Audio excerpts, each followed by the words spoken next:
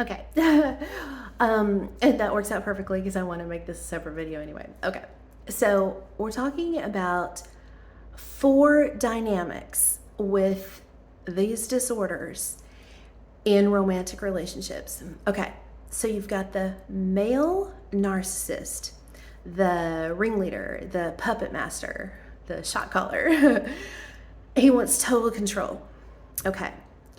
But here's the thing. And I always say these names wrong, but Sam Votkin and H.G. Tudor, they kind of talk about this a lot more professionally than I do, but basically saying that masochists are always sadists or vice versa. So even though the male narcissist wants total control over his women, and notice I say that plural because, they can't just have one. Because it's no fun to just, if you're a puppet master, why would you just want one puppet? If you're the ringleader at a circus, you don't just have one elephant, So they say that, with the sadism and the masochism. So the male narcissist thinks he wants total control over his women, but that's boring. He wants them to act out. He wants to cause them pain and them cause him pain. And back and forth. A tennis match of fucking abuse. Okay. So, we all know how narcissists are. I mean, I don't even have to go into that. Okay. So now, you've got the borderline female. She feels terrible about herself. She is a walking ball of chaos. She's always got drama. Drama comes to her. She brings drama. She gives drama. She is always sad. She's always depressed. She's always suicidal. God bless anybody with that. She can't get through the day without being involved somehow in a bunch of serious drama, or even just minute drama, but creating more out of it than it is. So she's an impetuous little child, and she needs to be controlled. She wants to be controlled. So the narcissist will fall in love with her because she's a hot fucking mess and she's a damsel in distress, and he wants to come and rescue her. Now, he doesn't want to cause her pain. Okay, this is where it gets crazy. I swear I need to be a psychiatrist. He doesn't want to cause her pain to hurt her, because then that creates shame in him. And because he does have some semblance of love, he doesn't want to hurt her. But when she's acting appropriately for long periods of time, or she's not running away from him so he can't chase her, then he has to cause her pain so that she will start her fucking bullshit again, and so that they get into that tennis match again of abuse. So he feels bad about a borderline causing her pain, but he has to, because if she's acting the way that he wants, then the game's over. So she's got to be a naughty little girl, and narcissist daddy has to come and spank her and abuse her, okay? And that's the only way to trigger her responses. And then she needs him to abuse her. Not that she wants it, but she needs it. There's a difference. Because she's got to replay all of her, well, I would say daddy issues, but whatever, family abuse. So she only feels needed and wanted and loved if a narcissist is, punishing her, but it is abuse. Okay, now we get to the histrionic personality disorder. This is a wild woman. I mean, she is just the femme fatale. Is that how you say that? Just a slutty, whore, dangerous, self-abusive, creating drama, needs constant attention, even more than the borderline does, because the borderline will run away and not have any attention. But the histrionic will just needs constant attention, but not just from the narcissist. She almost needs more attention from more people than the narcissist needs attention from more people. She needs more supply. And so she causes so much drama and pain to the narcissist, and he loves it. And they get into their tennis match of abuse, sadism and masochism. But here's the deal. He does want to abuse her. He feels bad and shameful when he abuses the borderline, because she's a little more of a child, a little sweeter, a little more, well, I don't know what the word, you get what I'm saying. But the histrionic, oh, she's a fucking wildcat. He wants to fucking abuse the motherfucking fuck out of her. He wants to punish her every time she hurts him, because she hurts him bad. See, the borderline only hurts him by running away from him. But he's okay with that because he loves the chase. But a histrionic, man, she will fucking destroy him. I mean, and they're dangerous. I mean, they're the type of women that will fucking shoot your ass, you know. What's that movie where she boils that bunny rabbit in the pot? You know, that kind of shit. Like that's a histrionic. That movie, Fatal Attraction. That's not a borderline, that's a histrionic if you watch that movie. Okay. Now we come to the sweet little empaths. Here we come, riding on our unicorn, and with a big, huge first aid kit to come and rescue the narcissist and, you know, get him all spruced up and rescue him and save him and tell him how wonderful he is and you know, you're amazing, but you've got all these problems, but I'm going to fix them. Okay, whoa. Let me stop you right there, empath. How can you fix me if I'm perfect? Oh, you're saying I'm not perfect? You're saying that you need to come and rescue me because I'm not the fucking shit? Well, fuck you. Oh, hell no. But I sure do love your attention. You give me that mommy kind of attention that I never got. You know, I've been trying to get that kind of love and attention out of these two crazy wildcat women, and they don't give it to me like you do. So now our dynamic is, you're my mommy. You're not my lover. And then, so sexually, a narcissist will have crazy nonstop sex with a histrionic. He will make love to a borderline, and he will distance himself sexually with an empath. Also, when he gets that we're an empath and we feel everything that they're thinking, we're almost psychic. If they have sex with us, we're really going to get to know them. The borderline and the histrionic, they don't want to get to know the narcissist. They're trying to deal with their own shit, and they're so into themselves. So basically, you've got three narcissists, basically. And then us empaths. Here we come. We're the little angels, the little rescue. We're the first responders, and we want to, you know, pick up all the broken pieces of the narcissist and glue him back together. And he hates us for it. Yeah. So he will abuse us, but we don't abuse back.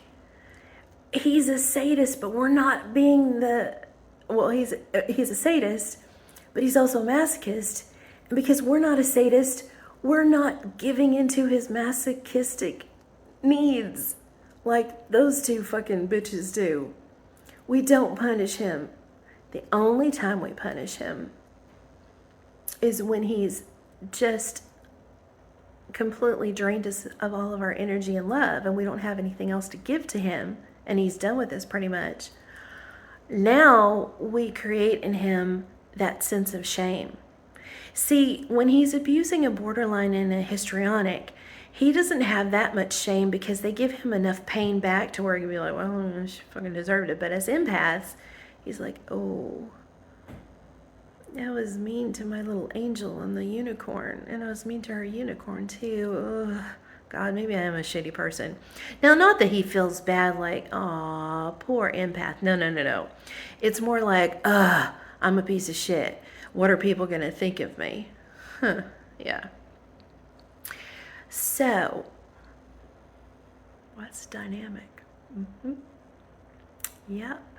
So, Brian, Shelly, Samantha, and me. We're like the fucking classic case. We're like the medical or the DSM-5. They should just put our story in there. Like the whole DSM-5 should just be us. Yeah. So that's what's going on. A narcissist really blurs the line between love and hate. And so, because those two types of women also do that too, that love becomes abuse and hate becomes feeling mad that someone brought attention to your shittiness. And we empaths, we love extra, and we rarely hate, and we don't abuse.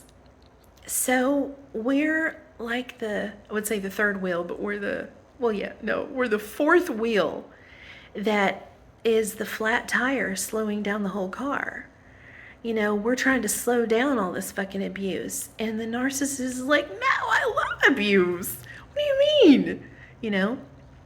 But so the reason that they do hoover us, the reason they do chase after us is because we finally, bail on them. It's because they've abused us too much. And we didn't abuse back. We didn't do our part. We weren't nasty enough. So the reason that we're gone, they know, is because they're a horrible piece of shit. And that calls attention to them, and then they feel shame. So the ghosting will be for longer. The more they abuse us, then either we ghost or they do. If you notice, the longer times of ghosting match how bad the abuse was pre-ghosting. Yeah. And so, it's all about shame. It's about pain and shame. They love and hate the shame, but they love it more than they hate it. Oh, no, I'm sorry. They love and hate the pain, but they love it more, and they're more comfortable with it because that's where they came from. They came from that type of abuse, or seeing that type of abuse with their parental figures going their tennis match of abuse. So they love and hate the pain, but they love the pain more than they hate it. They hate the shame, and we bring them shame because we are so good. And I know it sounds like I'm a narcissist, but I'm just saying that we, compared to all that chaos, we are really, really, we're like extra good people. Once again, if you're not an empath, you probably don't understand. You're like, God, bitch, no, you're not. But we just, because we're so empathetic, that's really, I shouldn't say good. We're so empathetic, and we hate the feeling of pain, and we feel pain from other people, and we try to stop that. We're like, oh God, something's wrong. No, that's not good. We don't like that. No, we gotta fix that. But you know, the narcissist is like, don't fix the hugest part of who I am. Why would you do that? Now I really don't know who I am. I'm nothing without my pain and abuse and my inflated sense of self. And now you're telling me I gotta fix all that? What? What, bitch? No. So, yeah. So, there you go. So, it just, yeah, it's crazy. And I mean, as just absolutely devastated over this whole thing and losing this man that I thought was this man. I mean, he's somebody else, but who I thought I fell in love with, you know, is just devastating to me. It really is. And it's very hard to get over. So if you know anybody who's going through this, you just got to be sensitive to the fact that this takes a long time to get over, because this is not a regular relationship. This isn't, oh, well, you know, things didn't work out. Y'all broke up. Get the fuck over it and go find a new man. But no, this is something different. This is, whoa, damn. This is crazy. So, yeah. But as bad as I feel about the whole thing, you know, I'm glad that, you know, if I had to pick the characters of 4 people, NPD, HPD, BPD, and empath. What are we, EPD? I don't know. No, we don't have a disorder. We came from abuse, and we phoenixed out of it. We became good and powerful, not evil and powerful. So, you know, fucking, you know, I don't care if you came from abuse. Don't become an abuser. Do whatever you can to not become that. Please, you know. But nevertheless, I would not trade places with those 3 if you literally gave me the world. If I owned everything, if I owned every plane, if I owned every yacht, if I owned every country, if I owned every, you know, whatever, like, yeah, if I just owned the world, I still wouldn't trade places with these people. This is horrible. I mean, it's horrible for them too. I mean, God, I can only imagine what goes through their head. And I am watching a lot of people. And if you're interested in self-aware narcissists, if you want to check out my channel and see who I've subscribed to, and watch some of those people, because, you know, it is an eye-opener as to what's really going on in their heads. But then here's the thing, because it is an illness, it's, even the self-aware narcissists don't even quite get it, because, you know, it's just, you know, it's crazy. This is some crazy shit, you know, and this is serious, you know. So anyway, so yeah, so that's the dynamic. You know, I wish it wasn't that way. I wish Brian could love me, you know. It would just be so easy. We could have such an amazing relationship. Because I'm a good chick, like, and I'm pretty independent. Like, I have a good job, you know. Like, babes at work. Oops. I take good care of myself, you know. I don't have any makeup on today, but, you know, but I mean, most of the time, when I'm around him, I look cute, you know. I'm working on my fitness. I, you know, live in a really cool place. I'm a really good person. I have a lot of great people in my life. You know, he could, you know, all of my friends who I haven't introduced him to because I'm afraid to, you know, he could have a whole new set. You know, he surrounds himself with absolute dirtbags. And if he had the people that I have in my life as his friends, and he wasn't a fucking narcissist abuser, and who would probably fuck them over, another reason why I haven't introduced him to any of them. But if he wasn't like this, then he could have a whole new set of normal people, you know. So many things, like his whole life, and me supporting him both, emotionally and financially with his career. And I talk to a lot of people, and I'm around a lot of musicians. I could easily get him, not get him a band started, because he would have to do that. I can't be like, oh, here's your drummer. I can't, but he has to audition those people. But I could get him gigs. I could get him introduced to people. I could get him a producer. I could get him recording. I could get him all kinds of things. That's just who I am and what I'm into. And that, oh my God, his whole fucking life would change. He could move out from his mommy's house and stop being abused by her. He could have a musical career. So many things, but he wants me to abuse him and make him jealous. Jealous of me with other men. He wants that. He says he doesn't, but he does. He wants me to run away from him. He wants me to disappear on him. He wants to reach out to me and me not respond. He wants constant chaos. And that's not me. That's not me. It just isn't, So, there you have it. Okay. The dynamic between an NPD, BPD, HPD, and whatever we empaths are. Unicorn riding first responders in the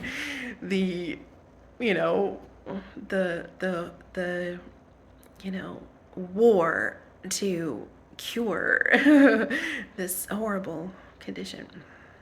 So yeah. Okay. Well, good luck to you. Good luck to you if you have any of these disorders. All I can say is please do whatever you can. If you have a disorder, then you've got to get therapy. You have to. And if you're an empath and you're dealing with this, then, going contact, but also you've got to work through your shit too. You can't just block off the narcissist, never talk to them again and not heal. You're going to have to do some therapy on yourself too. Either go to therapy or work, I don't know, whatever. You got to do it. You have to. And my videos, that's kind of what I'm doing. I'm doing a two-parter. I'm hoping to, one, get through this shit myself and document what's happened to me so I can go back later and be like, oh shit. And two, because I am hoping that somebody who needs to hear this gets something out of my videos. I really hope. And you can put stuff in the comments and we can talk if you need to talk. So anyway, so good luck to you. Okay. Bye.